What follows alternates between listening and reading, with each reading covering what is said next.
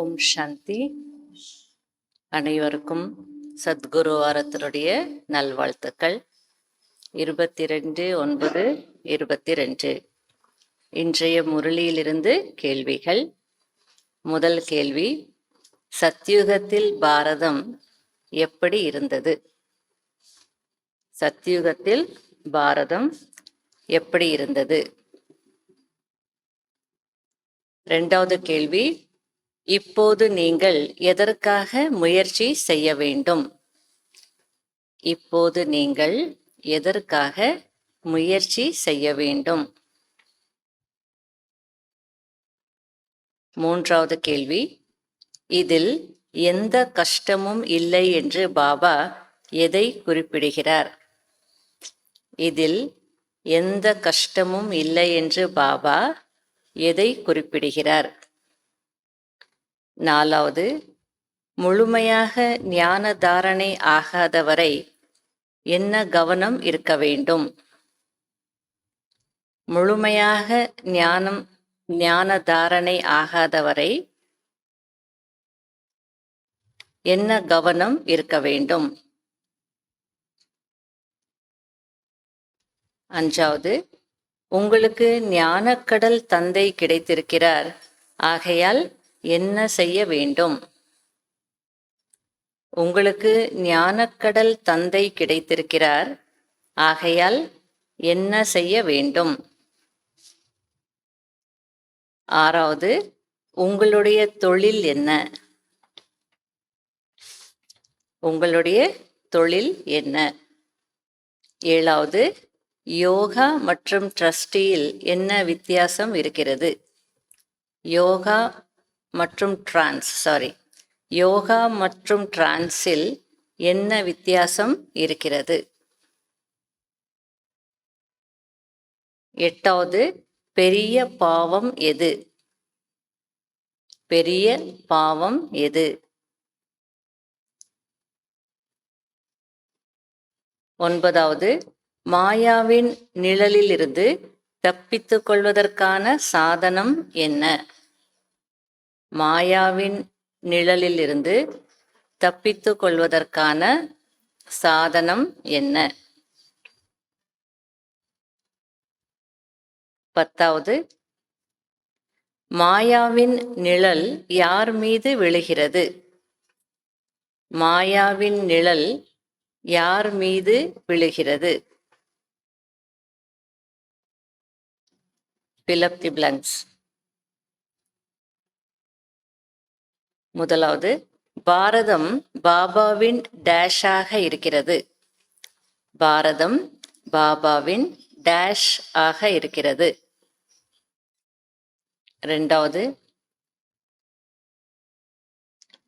நேற்று பாரதம் டேஷாக இருந்தது, இன்று டேஷாக மாறியிருக்கிறது.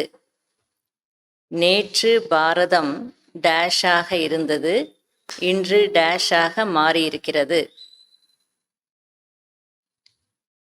மூன்றாவது, உண்மையான சம்பாதனை செய்து டேஷ் ஆகிறீர்கள். உண்மையான சம்பாதனை செய்து டேஷ் ஆகிறீர்கள்.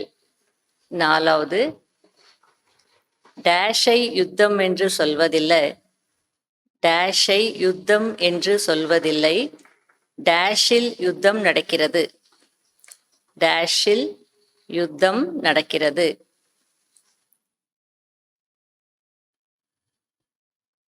அஞ்சாவது, தந்தையின் கட்டளையை ஏற்றுக்கொள்ளவில்லை என்றால் டேஷ் அடைவீர்கள்.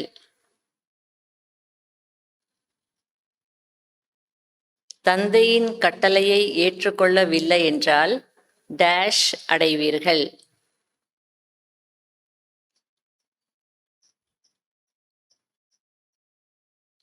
ஆறாவது, நிழல் குடைக்குள் இருப்பது என்றால் டேஷ்.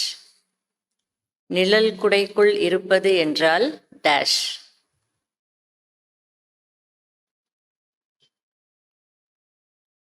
ஏழாவது,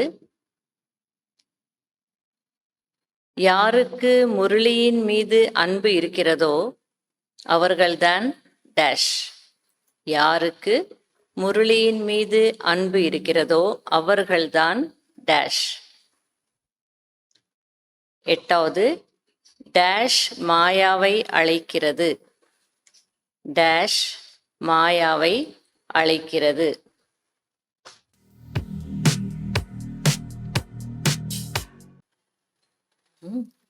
கேள்விகள் பதில் கிடைச்சதா? முதல் கேள்வி என்ன? சத்தியுகத்தில் பாரதம் எப்படி இருந்தது? டபுள் கிரீடம் இருந்தது. தூய்மையின் அடையாளம் இருந்தது. தூய்மையின் கிரீடம் மற்றும் ரத்தினங்கள் பதிந்த கிரீடம் இருந்தது. உலகத்திற்கு எஜமானனாக இருந்தது பாரத். இப்போது நீங்கள் எதற்காக முயற்சி செய்ய வேண்டும்? இரண்டாவது கேள்வி.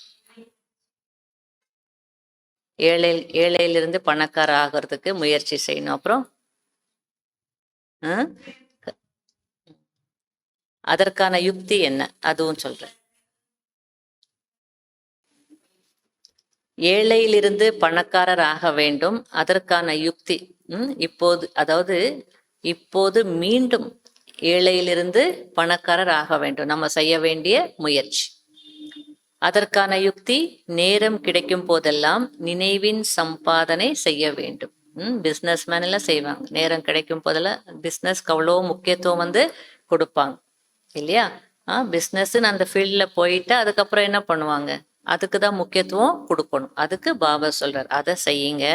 ஆனால் கூடவே என்ன பண்ணணும்? நேரம் கிடைக்கும் போது, கொஞ்சம் ஃப்ரீயாகும் போது பாபா நினைவையும் செய்யணும், நினைக்கணும். அதுக்கப்புறம் நினைவின் சம்பாதனை, இது கூட ஒரு வருமானம். நினைவின் அது அழியக்கூடியது, ஆனால் இது அழியாது.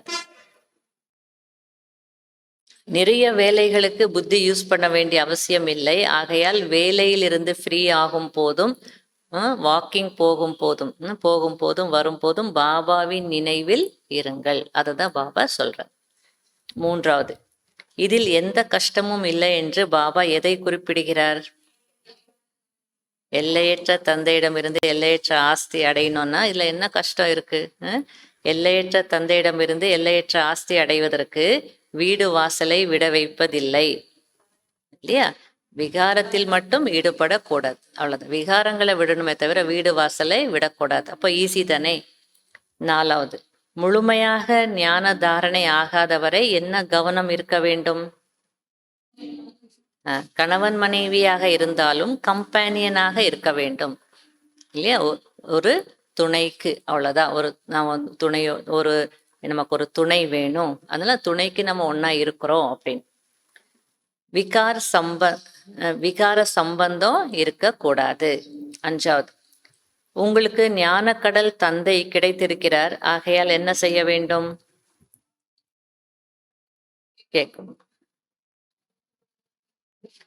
என்ன? அவர் சொல்வதை மட்டும் கேட்க வேண்டும், மற்றவர்கள் சொல்வதை எல்லாம் கேட்க வேண்டிய அவசியம் என்ன இருக்கிறது? ஆறாவது, உங்களுடைய தொழில் என்ன? சொர்க்கவாசி ஆக்குவது. பதித் சே பாவன் பனானா, தூய்மையற்றவர்களை தூய்மையாக்கணும், பதித்தர்களை பாவனமாக்கணும். எது தந்தையினுடைய தொழிலோ அதுவே குழந்தைகளின் தொழில். யோகா மற்றும் டிரான்ஸில் என்ன வித்தியாசம் இருக்கிறது?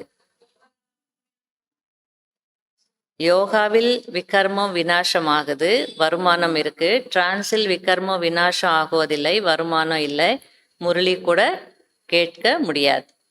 பெரிய பாவம் எது? யார் யாரோ என்னென்னவோ பாவம் செய்யறாங்க, ஆனா பாபா நம்மளை கேட்கிறார், பெரிய பாவம் எது? தந்தையின் கட்டளையை ஏற்றுக்கொள்ளாதது மிக பெரிய பாவம். ஒன்பதாவது, மாயாவின் நிழலிலிருந்து தப்பித்துக் கொள்வதற்கான சாதனம் என்ன? தந்தையின் குடை நிழல். பத்தாவது, மாயாவின் நிழல் யார் மீது விழுகிறது? குஷி, யாருடைய குஷி குறைந்து விடுகிறதோ அல்லது மறைந்து விடுகிறதோ, பலவீனமாகிறார்களோ அவர்கள் மீது மாயாவின் நிழல் விழுகிறது. பாரதம் பாபாவின் டேஷாக இருக்கிறது, ஜென்ம பூமியாக, பர்த் பிளேஸாக. ரெண்டாவது, நேற்று பாரதம் டேஷாக இருந்தது, இன்று டேஷாக மாறி இருக்கிறது.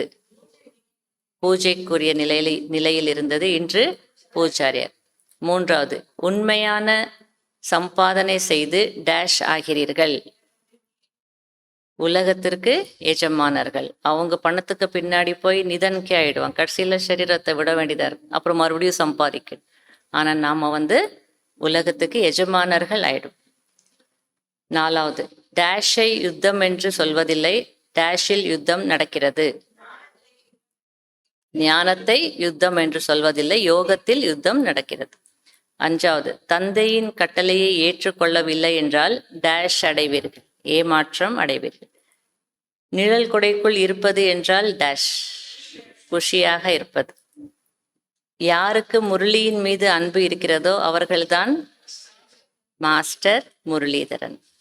டேஷ் மாயாவை அழைக்கிறது, பலவீனம்.